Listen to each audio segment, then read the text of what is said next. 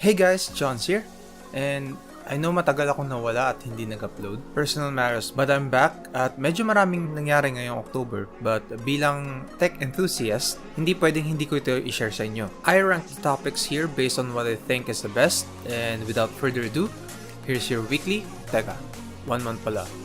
Here's your last month's tech notes. Now let's start the show with iPhone XR. So what's different about this phone from its siblings XR and XR Max? First is the color options. It doesn't give you the usual black, white, and silver finish, but an array of colors such as coral, blue, yellow, black, white, and red. Another difference is its battery, which happens to have a 2942 mAh, a bigger capacity than the 2658 mAh of iPhone XS for some reason. And lastly, its display. Not only it doesn't have 3D touch here, but it is also 720p LCD display.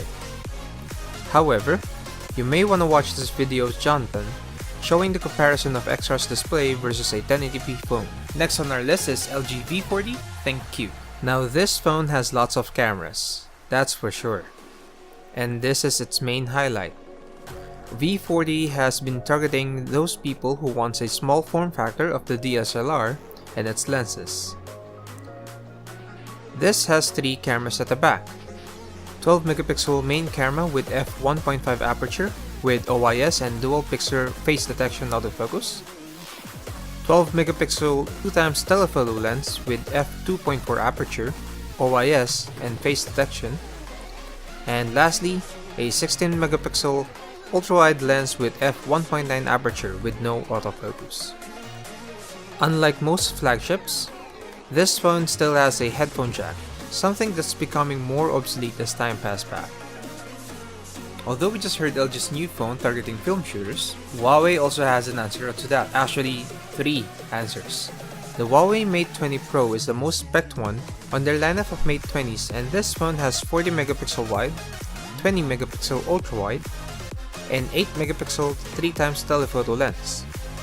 They partnered with Leica to achieve this, and if you don't know how the Mate lineup works in photography, then you might miss this one too. One more thing, its selfie camera is a 24 megapixel sensor. That's a lot of selfie details. Another unique feature is its wireless charging.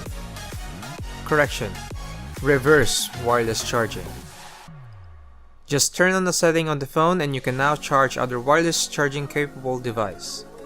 To see the specs and comparison of this phone to Mate 20 and 20X, feel free to click the link down below. Another phone announced last month was Red Hydrogen 1. This is a special mention and you may or may not get it, but it's worth knowing.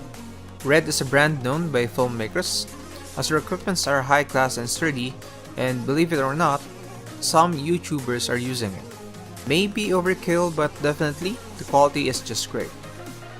Going back to the phone, specs are not really great as its processor is from last year. If you are getting this phone, this just means that you trust the brand because of the highlight of this phone is modularity. It has exposed pins at the back, but those modules might get released next year. Let's see if that will ever happen. Okay, sorry to cut the video short, but masyado lang talaga maraming nangyari last month. At ayoko namang maboard kayo kakanood. Let's wrap up from here, and if you think this information is useful, please click the thumbs up button down below. But if not, let me know in the comments how can we improve this kind of videos. Please don't forget to like, share, comment, and subscribe, and we'll see you on the next video.